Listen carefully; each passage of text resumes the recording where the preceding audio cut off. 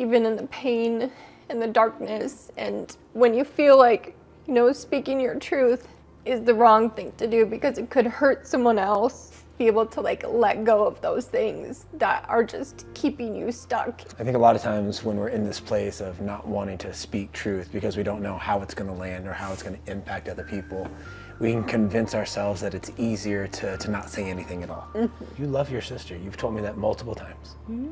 You want a relationship with her. You've told me that multiple times. But a relationship on lies is a relationship. Yeah. It's not real. Are you willing to tell the truth and break the old relationship to build one that's real?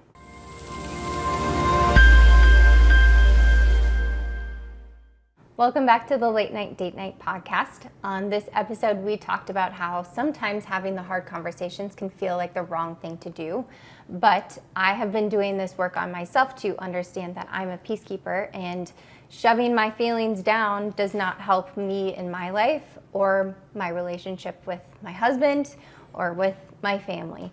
And so we hope that you enjoy this episode and see you on the other side.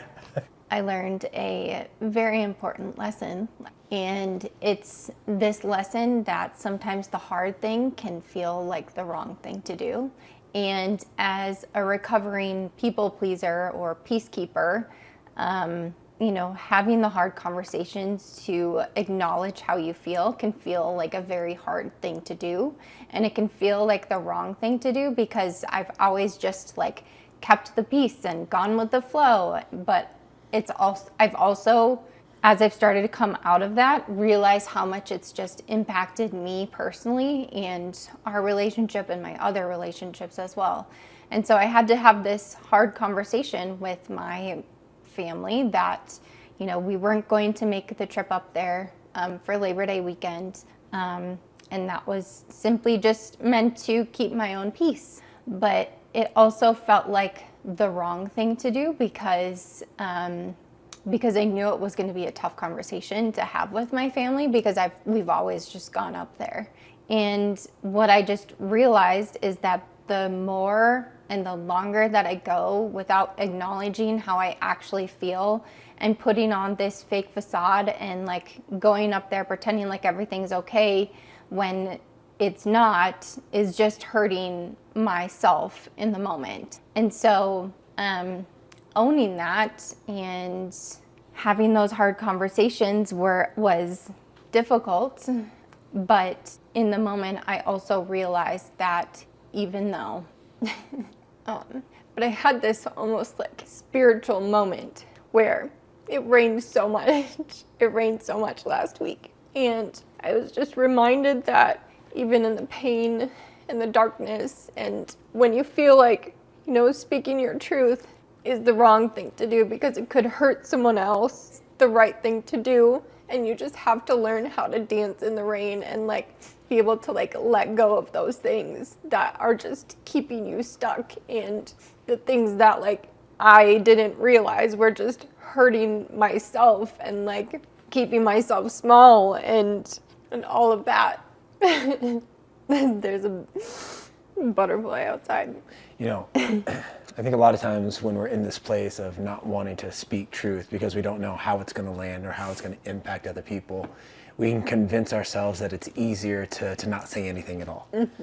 And that's why a lot of times when I used to come home after work, I would just pretend that my day wasn't as good as it was, or I would, I don't want to say suppress, but I would downplay my success because I didn't want you to feel, less than. And I think a lot of times in doing that, we end up shrinking, and we shrink because we think it's actually protecting and serving other people, when in reality, it's just hurting us. Mm-hmm. Inevitably ends up hurting them too.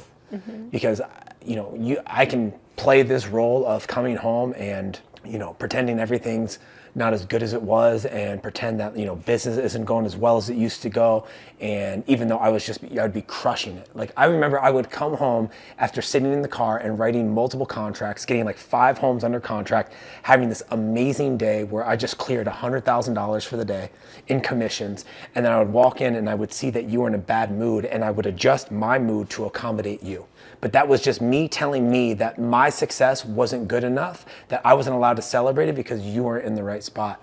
And I think a lot of times we do that because we just want to be liked. And we do that from a place of, well, I don't want to rock the boat. But short-term peace creates a long-term war. And as much as we want to ignore it and pretend it's not happening, it's still happening. And every time we don't speak our truth and stand in honesty, we just tell ourselves that our feelings, our outcomes, our life doesn't matter as much as whoever else we're speaking to. Mm-hmm. And so I know that exact feeling where you're like, if I say this, I don't know how it's going to go.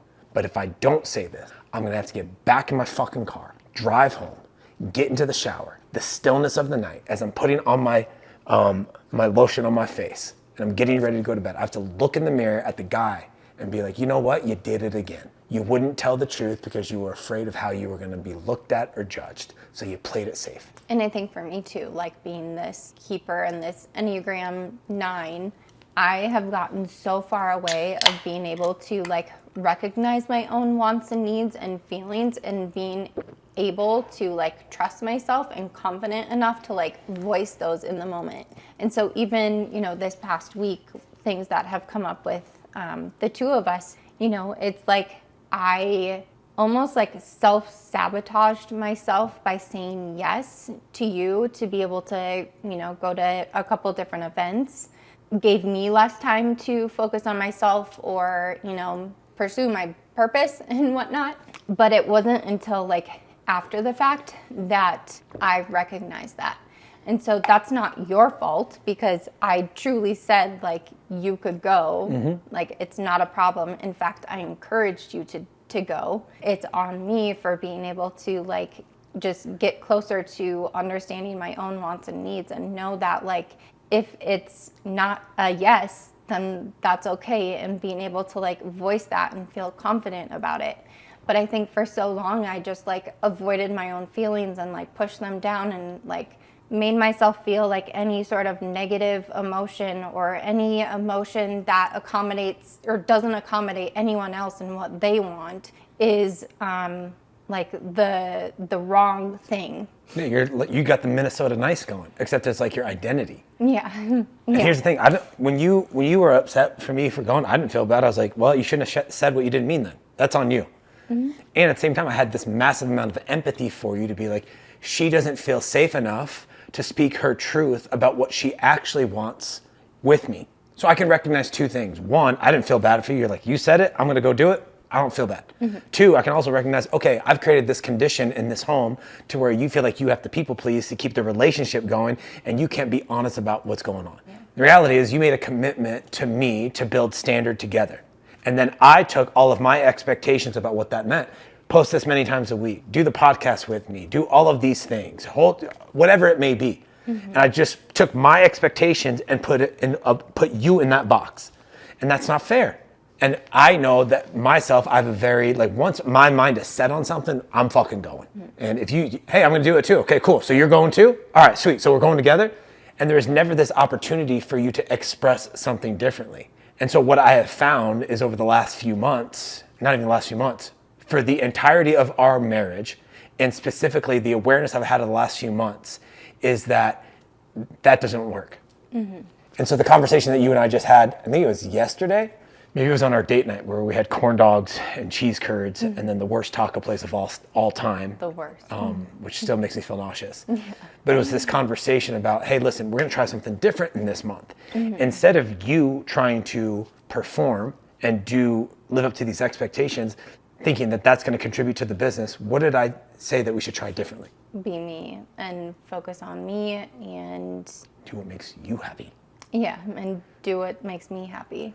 The greatest way you can support building this, mm-hmm. is you building yourself. And you no longer putting like what you want in a corner because what I want creates the income. Mm-hmm. And I think me supporting you originally, like I had this idea of what that might look like, and I've tried on, a couple of different things, but I end up coming back to this like feeling a little bit overwhelmed, trying to do both, trying to be a present mom and trying to pursue my purpose and go down that path, but then also realizing that the more time I spend over here too, it's like I miss my kids and I still want to be present for them. And so I'm trying to find this balance of what that is. But the only way that I can truly figure out what that looks like is to try something and make a choice of like what that's going to look like. And it's not being afraid of like making the wrong choice. It's just making a choice so that I can get clearer on what that looks like. I said the military was going to be the last thing I was going to do. And then I said CrossFit was going to be my job forever. And then I said it was going to be, you know what? I can't be an entrepreneur. I'm a corporate America guy. And then I said, fuck corporate America. And I went into real estate. I was like, how could I ever leave real estate? This is all I've ever wanted. And now here I am as a coach. Yeah. It's just a willingness to be like, hey, this is what I want in this season and I'm going to go for it. And I'm also going to give myself permission that if it changes, I'm going to allow myself to change with it and not guilt and like shame myself because I made a decision 6 months ago that this is what I wanted, but my entire world's different now. Exactly. Yeah, and like coming back to, you know, sometimes feeling like the hard thing is like the wrong thing, me recognizing that like, okay, maybe this isn't the right time for me to do this. Could it be possible that maybe it's the right time, but how you thought it was going to look, it looks a little bit different? Yeah. Is that possible? Yeah. And I keep coming back to this idea of like doing less. And sometimes it can feel like I'm trying to do more. And so I'm trying to figure out what it is that I can let go of. But then like, if I want to do more, I feel like I'm not making it. No, you are. You know those people who go on like, they have food allergies, but they don't know what's messing up their stomach. They just eat something and then they're like farting for 7 days or whatever it may be. And they're like, oh, my tummy hurt. I think I'm just describing myself when I eat pizza. But you know, people have like these food allergens, but they don't know what it is. And so they have to go through this subtraction diet. They have to eat very clean, right? Rice, chicken, vegetables. Okay, cool. None of these are adding the problems. Let me add in cheese. Oh, cheese causes a problem. Let me take cheese out. Cheese is obviously something that's bothering me. Then they add in bread. Bread doesn't bother them, so they keep eating bread. But then they add in something else, right? And maybe it's peanut butter. Now peanut butter makes them, and so they start to figure out what are the things that create the response in me that I don't want. The bloating, the gas, the uncomfortableness. And so I think a lot of times in life, if we can approach it very similarly, like, let me just strip this bitch down to like what I actually want to do. I want to work out, I want to spend time with my kids, I want to shoot a podcast, and I want to be a mom. Cool. Yeah. Let's strip it down to that. And for a month, just say no to everything else. And then slowly add things in. You know what, maybe I want to make some content. No, that created too much overwhelm. Maybe I want to go on a girls trip and hang out with some friends. Oh, that felt nice. I'm going to do more of that. And you just add and subtract. But you got to get like a baseline. And like be consistent about it.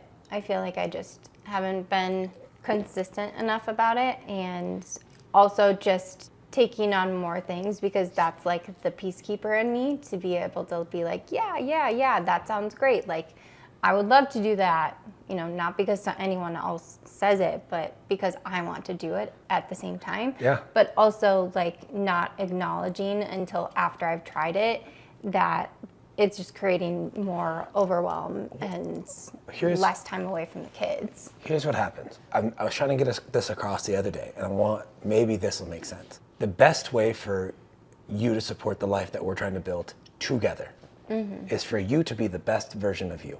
If every time we start to build this, there's you out of integrity with what you said you were going to do and what you did, which leads to guilt and shame, which then leads to resentment towards yourself, which then leads to fighting with me, right? Which then leads to you showing up as the mom you don't want to show up. We just created this chaos storm in Lizzie's life that is impacting the entire home. Right. Now, I can say the same thing about me. But what I told you is that for you to support this, I just want you to figure out how to be happy and do the things that you want to do. And as the sole provider of this home, there is zero fucking expectations from me for you to produce any amount of income.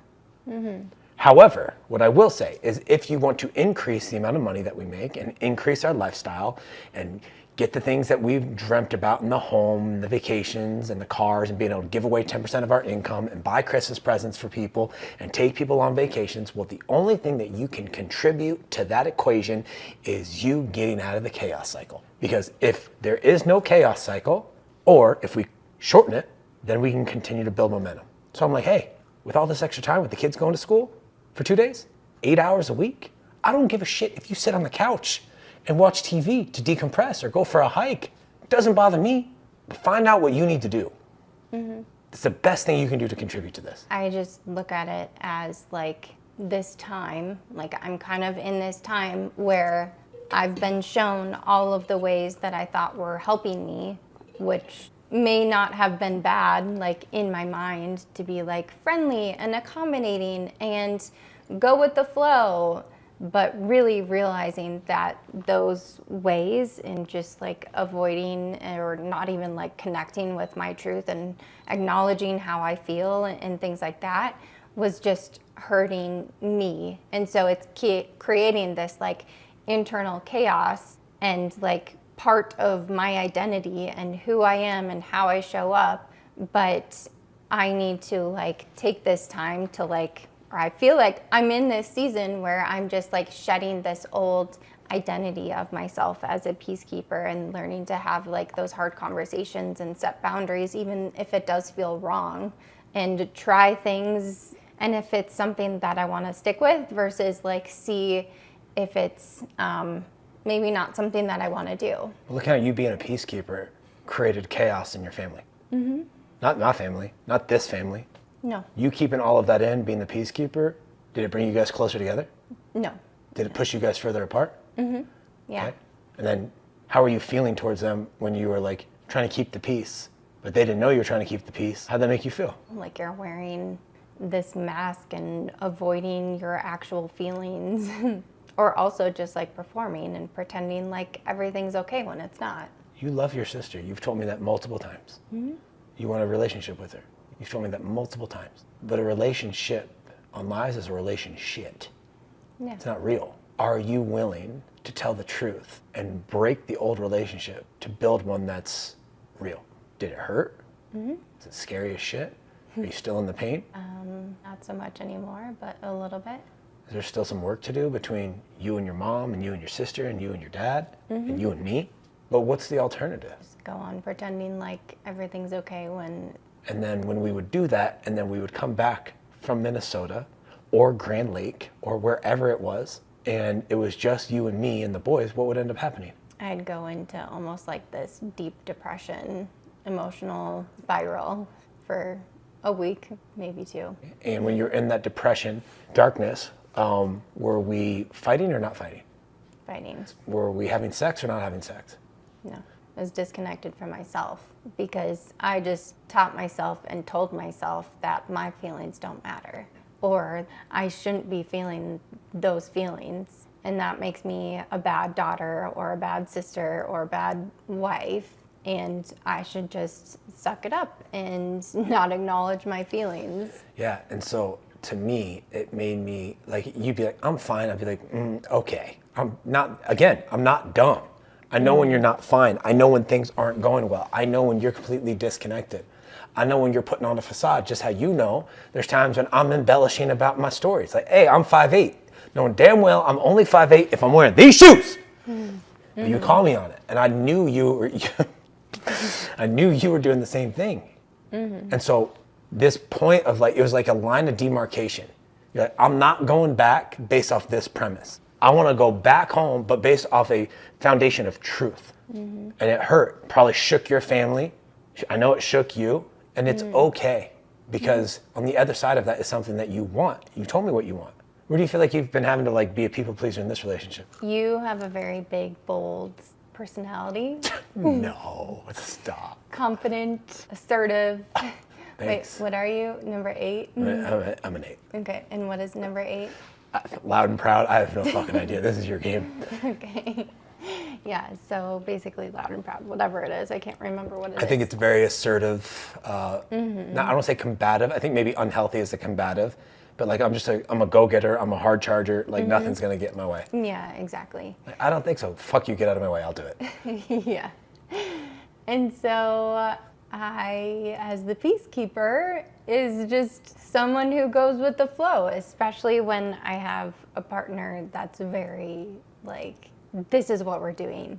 You know, even a couple of weeks ago, as I've been reflecting on all these different ways in which being a peacekeeper has actually like hurt me and hurt my relationships, I recognized that even when you were like, we were visiting with some friends and I had to go run an errand that I didn't get to because you said that you wanted to leave a little bit earlier than I was planning. And so I was planning to go run an errand in between like a doctor's visit and this party that we were going to. And you were like, well, let's leave early. And so I was like, okay, well, I don't have 30 minutes to go get my errand done and get home in order to leave on time. And so if we don't leave on time, I know that's going to piss you off because that's one of our big like sticking points in our relationship. And so I was like, okay, well, I better not try and push it and do too much. And so I'm going to go home and then I'll figure it out. And so then we go to the party. We said we were going to leave a little bit earlier so that I could go do my errand. But then we didn't want to leave because you were like, we're not going to see him. Why are we leaving? Because we're not going to see him for a long time. Yeah. And I was like, okay, so I like backed up as the peacekeeper instead of like taking that as an opportunity to be like, I need to get this done before. I mean, in your defense, right? Even if, I think, not knowing the conversation that we're having right now, even if you had said that and stood your ground, I would have been like, dude, we're not going to, I would have made a case as to why it was more important to stay here than it was to go there. And then I probably would have been like, well, you knew about these cupcakes that you wanted to make all week. Why didn't you go get this earlier? And that's a path that I would have just gone down, which is not the healthy path, which is not the right path, which is not me creating the conditions for you to be like, oh, I feel seen and loved and appreciated and understood. It's actually you being like, okay, your way or the highway again. And so hearing you say that, I'm like, okay, well, how do we back that up? Because at the end of the day, right, we sat down yesterday and we created this whole calendar of time Lizzie gets to herself, my travel schedule, based off, what you're seeing when I'm going to Chile here in a couple of weeks to go skiing, what do you need to help you feel supported? And we're like putting all of that down, like, what does Lizzie need? What does Sergio need? And I think it starts with just having a conversation regularly about, hey, like where are you at? Yeah. And for you to be able to say, hey, I thought this was going to be enough. I need more. And for me to be like, okay, cool. Not, hey, you said that this was it, right? And that's hard to unpack because our relationship for so long has been conditioned. Like, if you say something, I expect you to do it. Versus you say something, I do expect you to do it, but if something new comes up, let's have a conversation about it. And just like you're letting go of this people-pleasing thing, I'm letting go of such a strict, rigid way of living life. Disciplined, 100%, but it's the ability for me to be open to another perspective, for me to be open to hearing what you have to say, because now I'm finally seeing that if you aren't living out what you need, all I'm doing is creating my own problem. If I don't make the space for you to be able to communicate what you actually need, and for that to change, like Shania Twain talks about, couldn't tell you, but I know it's in there. Okay. I don't know what song you're talking about. I'm like, it's going to come to me by the end of this podcast. Okay. Right? Yeah. Anyway. Jiminy Christmas, how did we get on Shania Twain? But if I don't make the space for you to be able to come and change your mind, if I change my mind a million times, I told you it would come. If I don't give that space for you to do that, then you're going to be like, one, you're going to be never going to want to commit to anything. No. And two, if you do commit to something and then there's resentment, you're never going to be willing to talk about it. So I understand as the 8 or the person who carries the extrovert in this relationship and is the outgoing one, I also have to be able to make space for you to feel comfortable to bring that up. And it's tough because I always go back to things of like, well, maybe I could have planned better. But there's also these times where I feel like I'm planning so much and like I can only do so much in a day.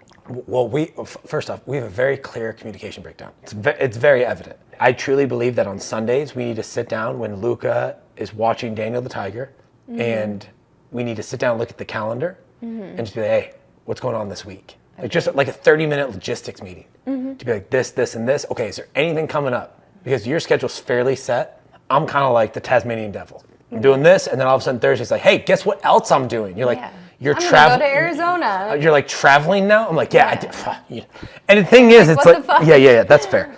But I do believe that a lot of times if we can talk about those things, it'll clear up a lot of this. like intentional conversations. And we have to be consistent about actually having it so that we don't get into those situations where, I don't know, I guess, and it's also opportunities for me to just work on this piece of like feeling unworthy to like take time or even like express my wants or needs, you know, because I've just shoved them down for so many years of my entire life. Well, you know what the wildest shit is too? When I asked you this morning, I was like, hey, do you believe in this vision that we've created with the house and the cars and the vacations and everything else that we've talked about earlier? And I saw it in your face, you were kind of like, And then I was like, what do you mean, I kind of got mad because it was kind of like, I don't know. And I was like, fuck, dude, if you're not in on this, this is not going to happen.